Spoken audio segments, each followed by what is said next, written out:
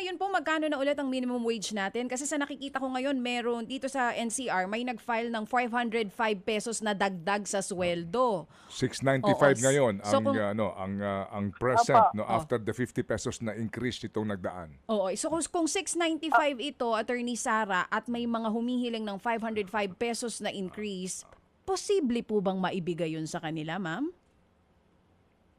Hindi. Yan po ang Hindi, si Sir Ted na ang sumagot. Oo. Si Manong. Sige po, Attorney. Ito pa, Hindi para po. sa mga nakikinig sa atin. Sige, ma'am, go ahead, please. 505. Opo. lahat naman po ay posible, pero sabi ko nga it's a collegial decision po ang ating Opo. ang wage board. Mm-mm. So posible naman po, pero siyempre pag-uusapan pa rin natin, ito po ay tripartite composition po ng board, may government, and DTI po ang kasama ko. We have two labor reps, representatives, as well as employers representatives. Opo. Yes, ma'am. So Yes, ma'am. kami po ang magdidesisyon. Opo. Opo. Ma'am, ganito lang po, para ho, just a little backgrounder, po. Ito pong nangyari na increase last year, kailan po ang pinanggalingan nitong pinakahuling increase for NCR? Just to remind everyone. Yes po, meron po tayo ang last year po ang increase natin ay 50 pesos. At siyempre po ay the inflation, Yes, ma'am. consumer price index. What I'm asking po, ma'am, excuse me po, what I'm asking is, before ito hong 50 pesos na dagdag last year, from 645, naging Opo. 690. Before this one, kailan po yung pinakahuli?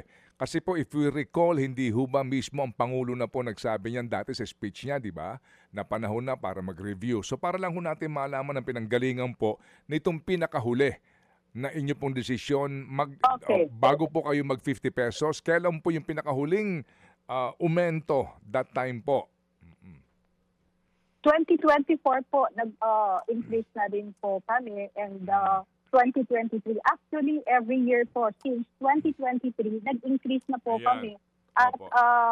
kung hindi man ako nagkamali, ay more than 100 pesos na po ang Opo. increase namin since Opo. 2023 po. Ayan. Kaya ko po ito natanong po, attorney, kasi nga po bilang backgrounder din, na maunawaan natin na kung una po, nagkaroon na ho ng 50 pesos na arawan po na dagdag sa minimum wage for NCR. And that time, hindi pa po ganito ang sitwasyon.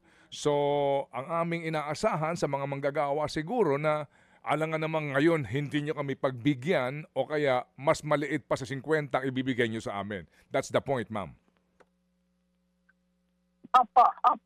Kino-consider naman po natin yung petition at nakalagay naman po sa kanilang but ang basihan po ng pag-increase ay ito man nangyayari sa Middle East po. Opo, yes ma'am, di po ba? Kumbaga, hindi natin maitatanggi na ang mga manggagawa na nagpetisyon dito, regardless po kung magkano hinihingin dagdag, nasa katwiran din naman. Ano po, ma'am, ano po? Opo, may katwiran din po naman sila, at kami naman po ay alam din natin ang nangyayari. Ayun nga po, ito-consider pa rin natin yung pagtaas na po ng mga presyo ng bilihin at ng all prices po.